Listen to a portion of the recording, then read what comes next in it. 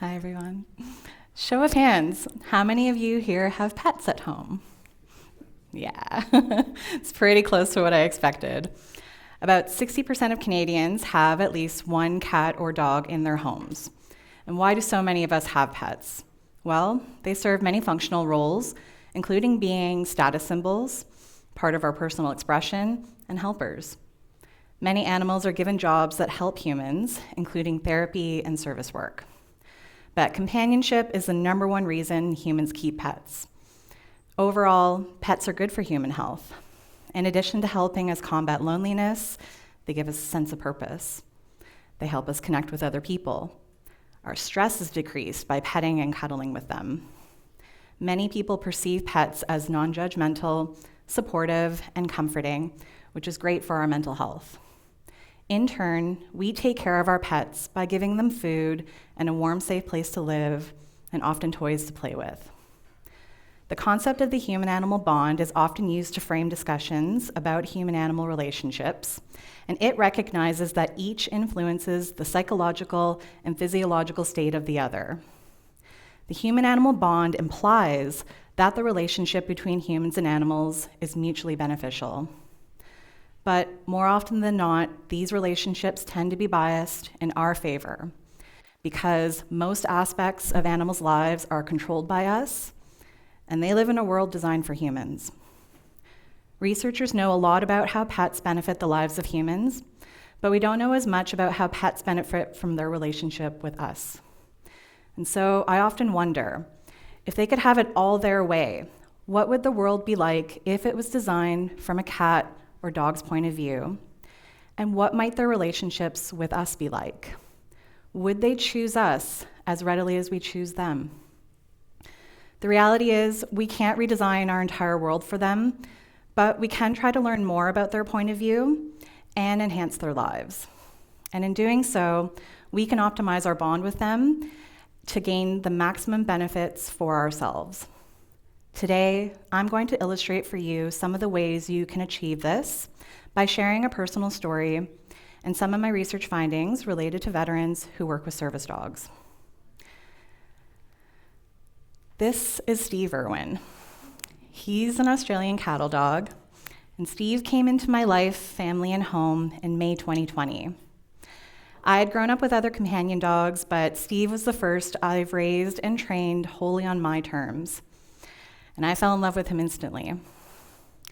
Before adopting Steve, I had read quite a bit about cattle dogs, including their high energy, strong prey drive, and instincts to nip and herd.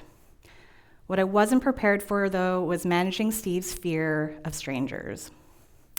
At the beginning, Steve also wasn't very cuddly or affectionate, and he would move away if you pet him too much. I hadn't learned about the signs Steve will give that he's scared or doesn't want to be touched. Because we didn't know at first what he was trying to tell us, Steve started to manage situations his way, by lunging, growling, barking, and even biting people, including my own brother. It was beyond frustrating for us and him. More than that, Steve's fear responses were raising his stress hormone levels, making it difficult for him to learn. We weren't doing a good job of meeting his needs, including helping him relax. My partner and I imagined having a dog that we could cuddle all the time, take to off-leash dog parks, and allow our friends and family to pet as they pleased without concern. I'm also part of a research team who specializes in studying the effects of therapy and service dogs on the lives of humans, including veterans with post-traumatic stress disorder. Many of my colleagues have certified therapy and service dogs that they can freely take out into community settings. I had hoped Steve would become a therapy dog and participate in service dog training opportunities, but I quickly learned that would never be possible. For those who don't know, therapy dogs are good-natured companion animals who are allowed into designated public spaces to visit with people. And service dogs are specially trained to assist a person with a disability, and they're allowed to be anywhere in public with their handler. The reality is, we have a dog with big feelings, or what is often called reactivity, whose behavior we need to manage to ensure everyone is kept safe. Therapy and service dogs must have a friendly disposition and not display any signs of reactive behavior in order to be safely out in public spaces. We have trained Steve to wear a muzzle. We avoid high traffic areas with people and other dogs, and we've implemented a safety protocol when people enter our home. We do this mostly to ensure that Steve doesn't bite anyone. The shame and the guilt that I've carried from all of this has been heavy. I have felt alone and envious of those I know with happy-go-lucky dogs. And I worry that one day Steve will bite the wrong person, and it will result in him being euthanized. And I've often wondered if I made a mistake in adopting him, and I've considered finding him a more suitable home. Because the true reality is, I wasn't fully prepared to meet his needs, and he isn't well suited to living in a world designed for humans. I'm not a veteran or a former service member, and I don't have post-traumatic stress disorder or PTSD, but in dealing with Steve's reactivity, I've started to relate more to the veterans I've been conducting research alongside. A common symptom of PTSD is social isolation, often to avoid reminders that could lead to negative intrusive thoughts, feelings, and arousal or reactivity. Hypervigilance or a heightened state of awareness is also common for veterans with PTSD because many do not trust their surroundings. Anytime I take Steve for a walk, I'm looking over my shoulder and anticipating his next trigger. My team and others have found that working with service dogs can lead to a decrease in PTSD symptoms for veterans. Service dogs are specially trained to perform tasks that will address a person's unique disability symptoms, including sight and hearing impairment, physical mobility limitations, diabetes, and increasingly PTSD. The ideal condition, we're told, is that a service dog is bonded to just one individual and won't and shouldn't connect or build relationships with others because if they're distracted, they might not be able to complete the trained tasks that are essential for their handler. However, my research has shown that service dogs can, do, and maybe should form relationships with others beyond their handler. In the case of veterans with PTSD, many loved ones, particularly spouses, take on caregiving roles to help veterans navigate the world they can no longer navigate on their own. Caregiving might look like reminding veterans to take their medication, to eat, to shower, to get outside, taking them to appointments, comforting them, maintaining the home, and taking care of children and pets. It's quite a lot for one person. It turns out that in addition to helping veterans, service dogs are also helping in the home by taking on many of the tasks typically completed by spouses.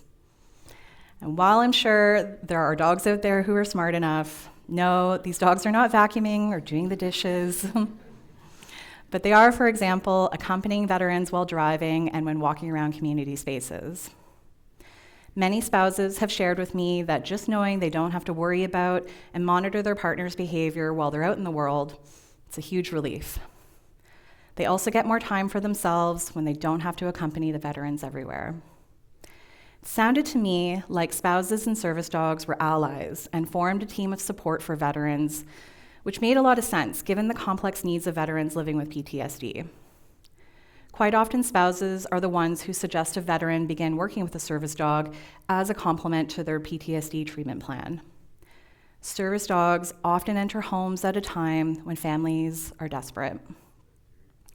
I also discovered that when off-duty, service dogs provide comfort to spouses and children, just like other companion animals or pets. Many spouses describe situations where a veteran service dog would display typical therapy dog qualities, including going towards people who were upset, nudging them, leaning against them, and cuddling with them. Spouses have also told me that the veteran service dog positively changed the atmosphere in the home, and they were considered an important part of the family because although they were initially brought into the home to take care of the veteran, they ended up taking care of the whole family. These dogs are more dynamic than I ever thought possible. Dogs are most trained as service animals because they are readily available, trainable, adaptable, and sensitive to the diverse needs of individuals. The long history, and I'm talking tens of thousands of years here, of domestication of dogs seems to have contributed to their ability to comprehend human behavior and develop relationships and strong emotional bonds with humans. They can do this because dogs are sentient beings, which means they are perceptive and they feel things. But we still have much to learn about dogs in general, and more specifically about dogs who take on service roles. For example, it isn't clear in the research literature just how comfortable service dogs are in their homes, in their roles, and with their intense training. It also isn't clear to what degree service dogs' needs are being fully met, especially when in some cases they're considered on duty for most hours of a day. Given all that our companion and service dogs do for us, and the fact that they are our responsibility, we owe it to them to learn more about their needs. So how can we do this?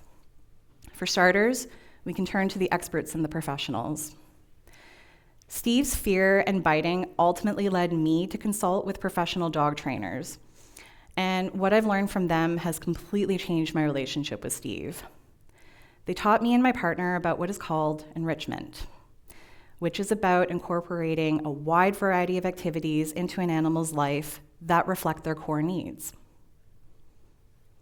For dogs, that can include activities like sniffing, digging, chewing, shredding, all kinds of play, and friendly social contact. In addition to stimulating Steve's mind and getting him physically active, enrichment activities that encourage behaviors like sniffing, licking, and chewing can also help calm him down and recover from stress. My partner and I also learned that we needed to let Steve have more autonomy and consent to being touched. Autonomy is all about letting animals make choices, and consent is about ensuring an animal wants to engage in behavior and isn't being forced to do anything. It turns out we were controlling too much of Steve's life. Despite being an avid dog lover my whole life, I had never heard of dog enrichment, autonomy, or consent until I started learning from canine professionals. Because of this education, we now have a well-established, flexible routine full of a variety of activities that Steve can choose between. He has become so much calmer, easier to train with, and is more affectionate than I ever thought possible. By meeting his needs, my needs are also being met. I'm less anxious, I'm happier, and I receive so much love from Steve. I've also developed a newfound respect and passion for improving the lives of animals. Turns out that while I didn't get the dog I had in mind, I got the exact dog that I needed. And so I leave you all with some questions. What do your pets truly need? How can you show up for them differently? And how might their lives be enhanced with more enrichment and choice? Thank you.